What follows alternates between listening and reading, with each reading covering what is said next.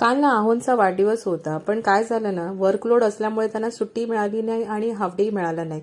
तर मग मी विचार केला, चला मग आपण त्यांच्यासाठी काहीतरी स्पेशल बनवूया. म्हणून मी जरा पहाटे लवकर उठली, थोडी तयारी करून ठेवलेली आदल्या दिवशी. तर हे सगळं करून मी त्यांच्यासाठी व्हेज कोल्हापुरी बनवली.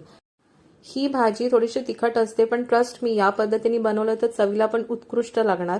तर सकाळी मी ही सगळी तयारी केली आणि त्यांना डबा तयार करून दिला. पण जेव्हा डबा भरवत होती तेव्हा जी काही घमघमाट सुटलेली ना घरामध्ये, तेव्हाच त्यांना कळालं की बायकोने काहीतरी स्पेशल बनवून दिलं डब्यामध्ये.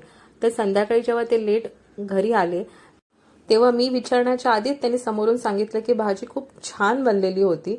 तेवढ्यातच समाधान होतं माझ्यासाठी. आम्ही उशीर झाल्यामुळे जास्त काही तामझाम केली नाही.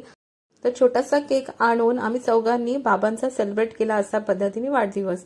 तर मुलांना पण खूप आनंद झालेला होता की बाबा फायनली आले आणि आम्हाला केक खायला मिळाला. तर तुम्ही कसे सेलिब्रेट